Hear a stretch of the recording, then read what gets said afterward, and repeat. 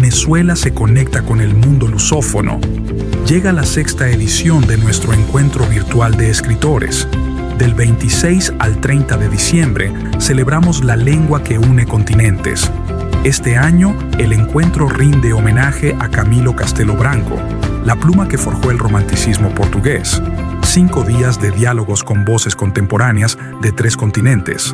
Desde Portugal, João Paulo Braga e Isabel Millanas Machado. De Brasil, la narrativa audaz de Marcia Barbieri. Profundizaremos en Mozambique con Amose Mukabele y en Cabo Verde con el premiado José Joaquín Cabral. Una ventana a la diversidad literaria y una plataforma que impulsa el portugués en Venezuela. Asiste de forma gratuita y virtual todos los días a las 6 de la tarde. Hora de Venezuela. Descubre la lengua del futuro. Queridas e queridos lusofalantes, é com grande prazer que me uno a este 6º encontro virtual de escritores lusófonos na Venezuela. Iniciativa que tanto dignifica a nossa língua comum e que reúne vozes criativas de diferentes geografias. Agradeço aos organizadores, a equipa da Embaixada de Portugal, a coordenação do ensino português na Venezuela e o Correio da Venezuela. Agradeço também o apoio do Festival Literário Internacional de Poços de Caldas, no Brasil, mais conhecido como Filipe Poços, que todos os anos nos ajuda a estabelecer o contacto com diferentes escritores da língua portuguesa. Este ano o encontro rende homenagem a um dos mais reconhecidos escritores portugueses, Camilo Castelo Branco, nascido há 200 anos. Falar de Camilo é falar de um vulcão de letras, um gênio narrativo que capturou como poucos a alma e os dramas da sociedade portuguesa do século XIX. Camilo foi capaz como ninguém de traçar um extraordinário retrato humano do seu tempo, através da paixão tempestuosa do humor de perdição, da ironia mordaz de A Queda de um Anjo e da crónica social de Novelas do Minho. Foi um mestre da palavra, esculpindo-a com fúria, humor, erudição e profunda sensibilidade. Relembrá-lo hoje é reafirmar a perenidade de um património literário que nos funda e nos inspira, mostrando a força da língua para explorar os abismos e as alturas do coração humano. E é precisamente sobre esta língua portuguesa, a herança que Camilo tantas vezes levou ao paroxismo da beleza, que quero refletir convosco. Ele é o grande elo e o espaço comum que hoje nos congrega virtualmente, a lusofonia. A lusofonia não é um conceito estático ou geográfico, é um universo dinâmico, plural e em constante renascimento. É um oceano de sotaques, realidades, histórias e sonhos partilhados por milhões de pessoas em todos os continentes. Hoje, o português é uma língua global, falada por cerca de 260 milhões de pessoas, com uma projeção crescente no mundo da cultura, dos negócios, da ciência e da diplomacia. A sua verdadeira riqueza também está no que os escritores participantes neste encontro fazem com ela. De diferentes países, continentes e contextos culturais, tomam a mesma língua de Camões, Camilo, Pessoa, Jorge Amado, Clarice Lispector e Mia Couto e moldam-na para expressar as suas realidades únicas, para criar uma nova poesia, nova ficção, novos olhares sobre o mundo. Cada um de nós é protagonista do milagre que é fazer da nossa língua comum uma casa com janelas abertas para a infinita diversidade humana. Somos os legítimos herdeiros e os inovadores desta tradição. Antes de terminar, num espírito de fraternidade e de festa, gostaria de me dirigir algumas palavras especiais. À querida comunidade portuguesa que vive na Venezuela, que tanto contribui para o estreitamento dos laços entre os nossos povos, envio um abraço muito forte e a certeza de que Portugal vos tem sempre no coração. Ao público venezuelano, com quem Portugal partilha uma longa e profunda amizade, expresso a minha mais sincera e fraternal saudação. A todos vós, neste final de ano, desejo do fundo do coração um bom Natal, repleto de paz, saúde e alegria partilhada entre família e amigos. Que a luz desta quadra ilumine os vossos lares e os vossos espíritos. E que o ano novo de 2026 vos traga a todos um caminho de esperança, de realizações e de encontros frutuosos continuando a construir pontes através da palavra, da cultura e da amizade. Muito obrigado, Feliz Natal e um próspero 2026.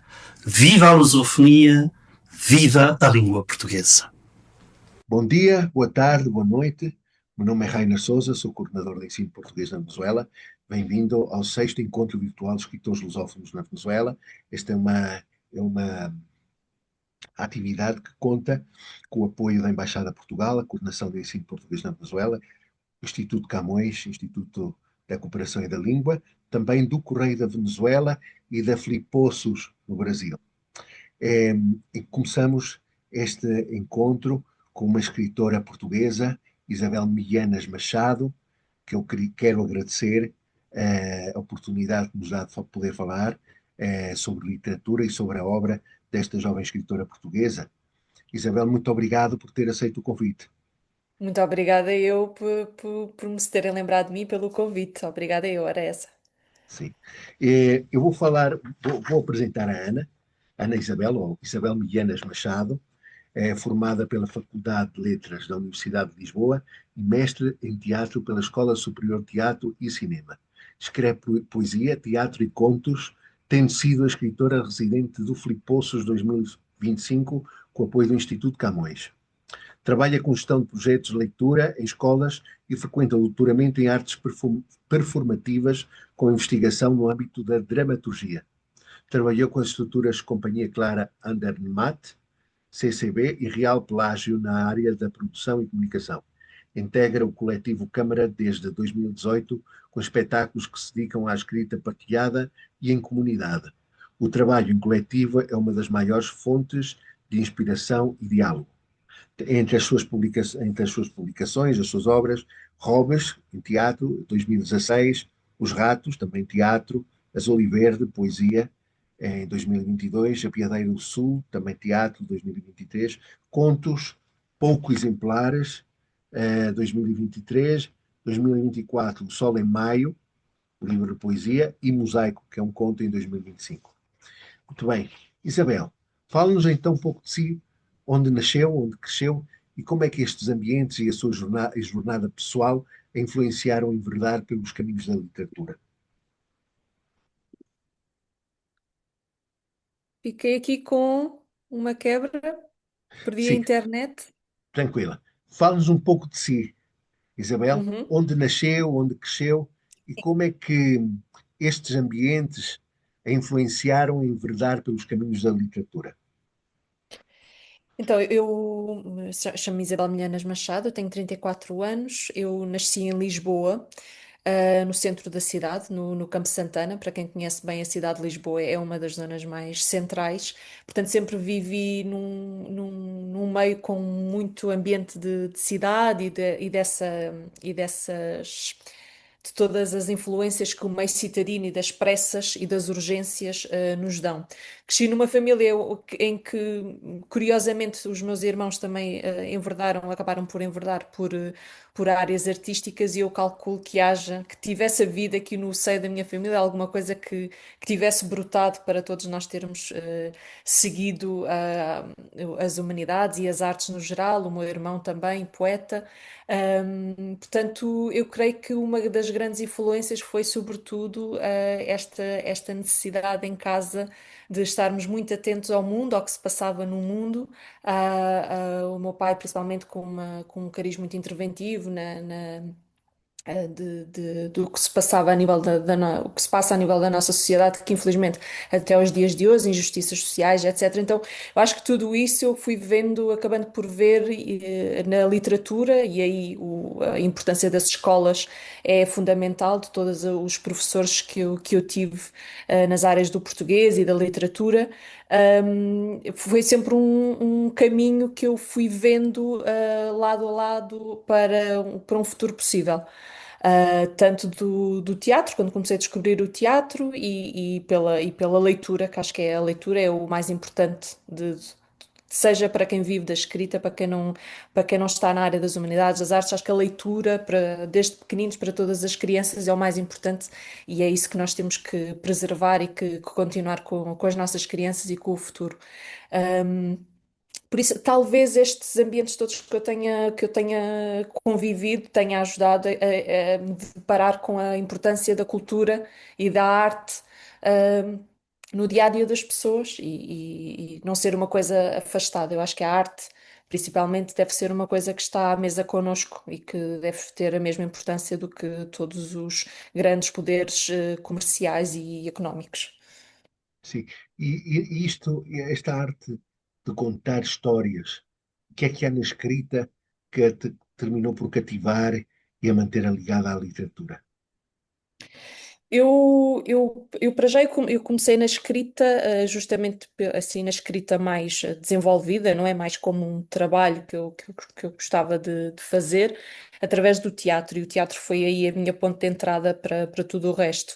Eu vejo nesse contar história, seja através da literatura dramática, ou seja, em colocar um texto para cena, seja através das outras metodologias ou das outras ferramentas ou estilos que eu depois fui envergando, é sempre a criação de um mundo. Nós, quando contamos uma história, seja falada, porque estamos a inventar, quando contamos uma história, quando conto uma história à minha sobrinha, quando escrevo uma peça de teatro, o que eu estou a fazer é criar um mundo novo. Um, um mundo onde há uma realidade alternativa, uma realidade possível onde eu me insiro, mesmo que seja durante aquele tempo da página, durante aquele tempo da representação. E essa criação é uma forma também, a meu ver, de não estarmos sozinhos. Eu acho que quem escreve, ou quem lê muito, ou quem gosta de ler, nunca está sozinho, nunca tropeça nessa solidão, porque há sempre alguém que está ali com ele, seja o autor que está a ler, seja a personagem que está a ler e que quer, não pode perder, seja a personagem que está a imaginar, que está a descrever. E eu gosto muito dessa sensação da literatura nunca nos deixar sozinhos. Acho que é a única forma de nós não cairmos na solidão é estarmos com a literatura. Uhum. E também, além do teatro, onde tem várias obras, também tem escrito livros de poesia. Um deles é Sol em Maio, que é uma das O suas sol é obras mais. Sol em Maio, Uhum. uma das Sim. suas obras mais recentes. Pode partilhar connosco o que a motivou a escrever este livro de poemas? O Sol em Maio está dividido em duas partes. A primeira parte em maio, a segunda parte, o Sol. A segunda parte, o Sol, foi a escrita mais rápida que eu tive, em toda a minha vida. Foi escrita em poucos dias, nos Açores. E foi um resultado de um processo primeiro de luto, de maturação, e depois na segunda parte um renascer, que foi possibilitado, devido a uma descoberta, através da literatura. E esse foi um livro para mim que foi muito importante para mim. Foi um livro em que eu finalmente consegui assumir, eu não gosto de dizer muito esta palavra, mas assumir que estava a escrever poesia, porque fui sempre muito renitente em colocar-me, esses rótulos e essas gavetas. Aliás, quando escrevi o Azul e Verde com a Rafaela Nunes, que é uma artista plástica, nós insistimos bastante que aquilo que nós estávamos a fazer eram desenhos e não ilustrações, acompanhado de textos que estavam escritos em verso, mas que eu estive muito resistente em chamar de poesia, porque acho também que não era, eu não estava a pensar nisso quando estava a escrever, não estava a pensar em nenhuma fórmula, em nenhum momento. E no Sol em Maio foi a primeira vez, foi o primeiro sítio em que eu me senti, que estava a trabalhar na minha vertente de poesia, e e gostei do resultado. E para mim foi um grande avanço para a minha escrita, foi poder escrever o Sol em Maio, depois de ter tido alguma visibilidade com ele, porque foi com ele também que eu fui, ao Filipossos. Tinha que haver aqui uma parte de literatura, publicada no Brasil, e foi também com ele que eu fui ao Brasil. Portanto, o Sol em Maio tem assim alguma importância na minha vida pessoal e na minha vida literária. Vejo que começou primeiro a sua carreira como escritora com o teatro, não é? Teatro e poesia são dois géneros bastante diferentes. Eh, o que é que também há no teatro que a atrai, uma vez que a maioria das suas obras são no teatro? O que é que a atrai? Quais são os temas que gosta de escrever quando escreve teatro? Eu, por acaso, até acho que vou roubar uma frase que o Afonso Becerra, que é um grande historiador e dramaturgo também, me disse uma vez que era como se a minha escrita, as minhas peças fossem um bálsamo para a amargura, para a tristeza, mais ou menos assim. E eu gosto de pensar que eu gosto de teatro, eu gosto de escrever teatro porque eu gosto de colocar pessoas a falarem umas com as outras. Eu gosto muito de pessoas, gosto muito de as observar e gosto muito de, quando escrevo, imaginar estas pessoas a falarem umas com as outras, em cena. Isso é uma das coisas que eu também tenho, que eu, por norma, sempre escrevi as minhas peças a pensar na possibilidade de uma representação, portanto, em cena, escrever um texto para cena, e daí também a importância do meu coletivo, o Coletivo Câmara, onde nós experimentamos pequenos textos que queremos fazer. Temos esta sorte de ter um grupo de amigos, de colegas, em que nos propomos a experimentar os textos uns dos outros. Então, para mim, não foi muito difícil passar de um género para o outro, a partir do momento em que ambos tocavam em muitos temas, como o combate à solidão, como a confusão neste mundo, a saída da adolescência também, foi assim, a entrada na vida adulta, na vida adulta foi também quando eu tive mais produção de texto, de escrita, e eu, olhando para trás, eu acho que estes temas foram principais. A solidão, fruto de estarmos sozinhos no meio da cidade, ou fruto de um processo de luto, que também é um dos temas assim que creio que atravessa muito a minha obra. Pronto, eu não gosto de ser obra, mas pronto, os meus textos que estão por aí publicados. E por isso acho que estes temas acabaram por entrar na poesia como uma. A poesia é quase como se fossem armas que nós vamos. Os versos que nós vamos escrevendo são armas curtas, são entregas curtas que o teatro também tem quando há um diálogo, quando há o próprio diálogo com o público. Eu gosto desta interação que se cria, e os meus poemas têm muito essa parte também de interação, de falar com o leitor. E por isso é que eu acho que a parte teatral, a escrita teatral, não está muito afastada da minha escrita para poesia. E eu, quando começo a escrever, eu muitas vezes não sei o que é que vou escrever. Se vou escrever uma peça de teatro, já me aconteceu começar a escrever um poema e transformá-lo no início de uma peça de teatro. Portanto, para mim está tudo muito relacionado, um género com o outro. No fundo, são palavras e são construções do mundo que eu vou usando da forma que acho que para aquela situação funciona melhor. E de todos esses livros que escreveu, há algum que é especial para si, eh, Isabel? E qual e porquê? Há uma Eu pergunta acho difícil, isso é como que perguntar a uma mãe qual de todos os filhos sim, gosta mais. qual é o seu filho preferido? Mas eu acho, eu tenho, eu creio que vou ter que dizer o primeiro que eu escrevi, que foi uma edição de autor, Robes, foi escrita foi completamente uma edição de autor, portanto não teve saída comercial, só em pequenas livrarias, e foi feita com amigos, com alguém que cedeu a fotografia, outra pessoa que ajudou na montagem do livro.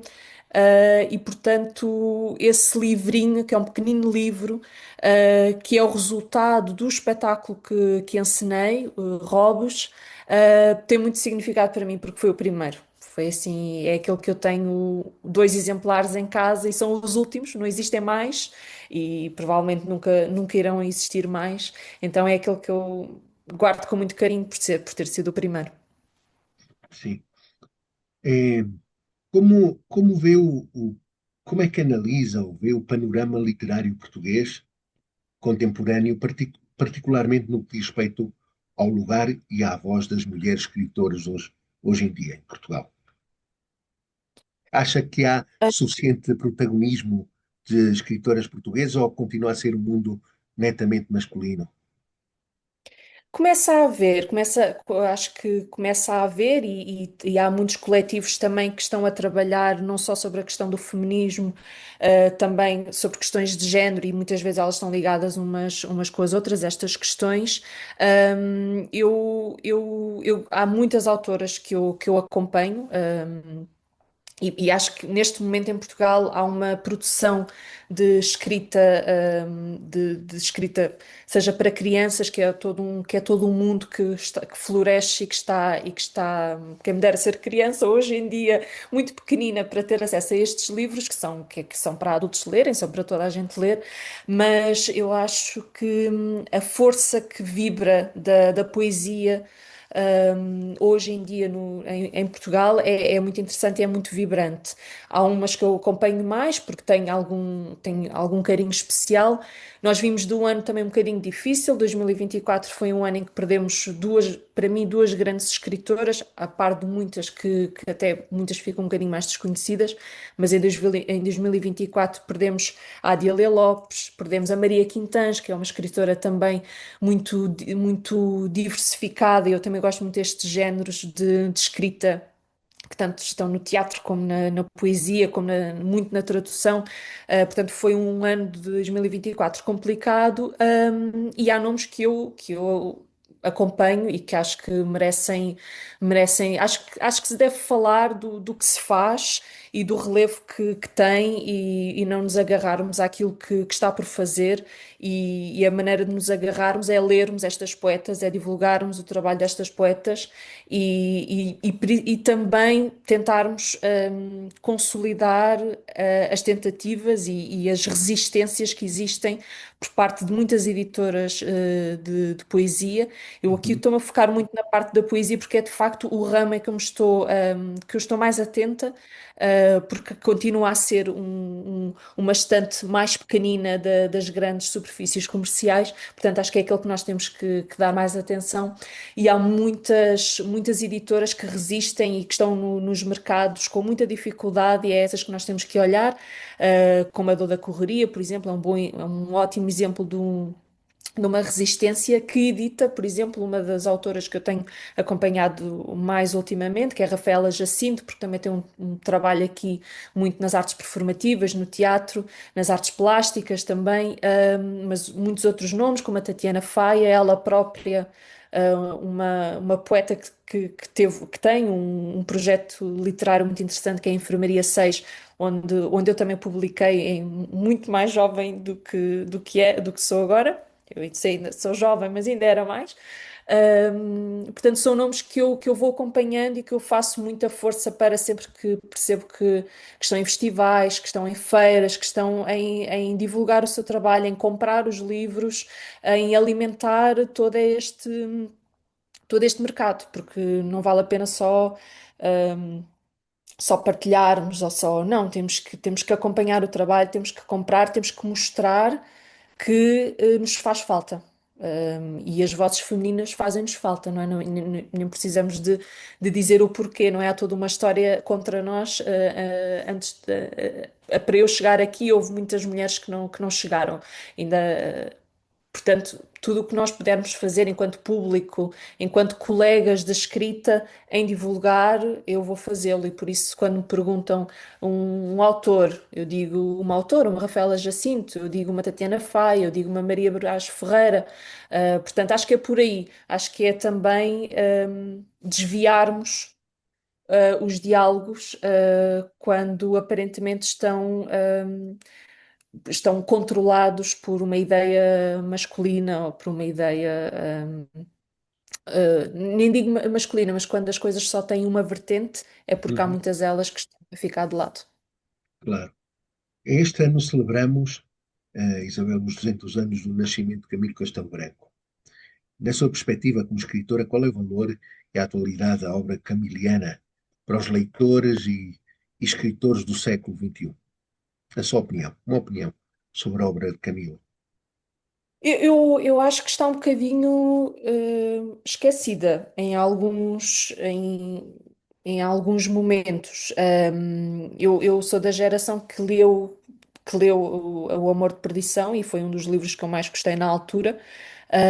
Continuo a gostar muito. Acho que o Camilo Castelo Branco é uma figura muito importante, também neste sentido de vermos a escrita como um trabalho. Ele foi o primeiro poeta, o primeiro escritor a viver intensamente a sua escrita, portanto, a fazer disto um trabalho, e acho que é algo que qualquer escritor quer aspirar e pode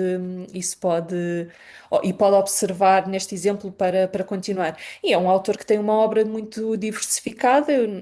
Nós estamos sempre muito focados mais no Amor de Perdição, porque foi aquele que foi aquela leitura obrigatória nas escolas, e ainda bem, porque sempre é uma forma de se conhecer. Por outro lado, tem o lado mau que as leituras obrigatórias têm, que é criar um certo fastio, o que é uma pena. Saramago também sofre disso. Muitos jovens pensam que não gostam de José Vitor, Saramago, porque, se calhar tiveram que lê-lo obrigatoriamente. obrigatoriamente, exatamente, e portanto o Camilo Castelo Branco eu acho que é um exemplo de uma figura que tem uma obra vastíssima, e que talvez pudesse ser um bocadinho mais elogiado, mais elogiado por aí. Daquilo que eu não conheço toda a obra dele, O Amor de Perdição é assim um dos meus livros que eu mais gosto, principalmente pela figura da Mariana. Não tanto pelo Simão e pela Teresa, mas acho que a Mariana é uma figura muito bem conseguida, uma personagem muito bonita, é o, é o verdadeiro amor, não é? E, e acho que sim, acho que deve ser acho que devemos estar sempre a olhar para quem é que já passou por cá e quem é que já fez disto vida e quem conseguiu superar, porque ele também tem esse exemplo de ter conseguido superar um final de vida Difícil, não é? mais difícil, exatamente. Portanto, mas como exemplo de ver a escrita como um trabalho em que a escrita é um trabalho de onde tem que resultar o sustento da vida, e para isso toma-se decisões, vai-se por um lado, vai-se por outro, mas continua-se o seu trabalho da escrita e do seu sem nunca perder a sua originalidade, a sua força de escrita. Por isso eu acho que eu creio que é um nome que poderia ser um bocadinho mais exaltado, e espero, ó, pelo menos estarmos a falar sobre isto nesta sessão. Até pode ser que alguém agora vá Procurar ou saber, pesquisar, procurar conhecer. saber mais, ler outras coisas de Camilo Castelo Branco, sem ser o Amor de Perdição ou o que fazem as mulheres, que eu acho muito giro também. E que leiam o Camilo Castelo Branco. Eu acho que o maior conselho que se pode dar quando se fala de autores é ler os autores. Leiam Uhum. os autores, seja para não se gostar, Conheçam. seja conheçam, leiam, e depois leiam uma carta. Só as cartas dele já são incríveis, portanto, só ler uma carta do Camilo Castelo Branco para começar, porque não? Sim, sem dúvida. E, Isabel, para finalizar, e numa perspectiva mais abrangente, como escritora e que usa a língua portuguesa para a criação das suas obras, como é que vê o protagonismo que a língua portuguesa tem hoje na atualidade, cada vez mais, como idioma de comunicação e criação neste cenário global da, Uhum, da atualidade? uhum. Uma opinião. Esteve no Brasil, na Filipoços, não é? Que é o maior país de língua portuguesa. Como é que vê isto tudo? Como é que analisa como escritor? Ah, é incrível para já a força da língua. É algo que dificilmente se explica, e acho que só quem vive no sentido de conhece, está com outras pessoas que falam a mesma língua, mas de países diferentes, é que consegue perceber a força que a língua tem para nos unir. E a língua portuguesa é este barco gigante, onde nós estamos todos, onde nós podemos comunicar, que tem uma força brutal a nível do número de falantes.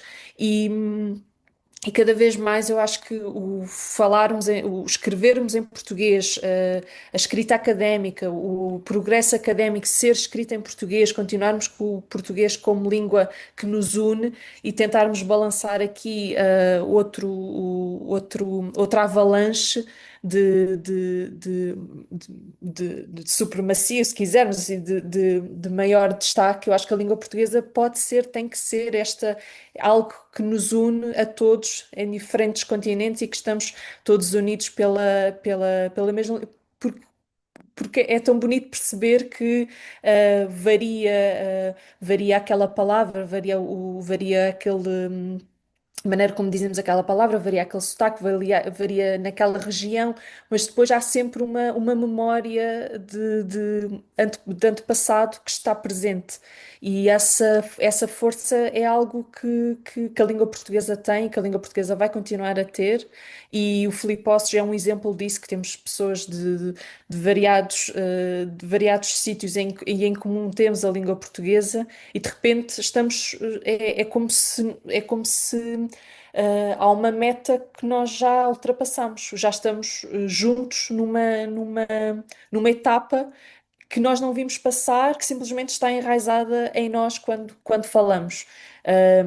E isso acho que festivais como o Fliposes são essenciais nesta continuidade de propagação do que é que a língua portuguesa é, de como é que ela está a ser feita, de como é que ela está a ser escrita, falada e alterada, porque a língua é das pessoas Viva! e é normal que ela se altere. A língua está para nós a usarmos e para nós a tornarmos parte nossa, e não como algo que está paralelo e que tem que ser respeitado sendo intocável. Não, a língua é uma coisa maleável que se vai adaptando ao longo de todos estes anos.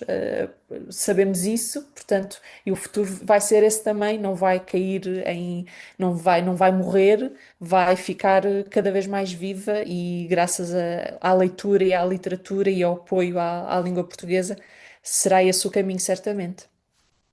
Muito bem. Obrigado, Isabel Obrigada, Enas Machado. Rainer.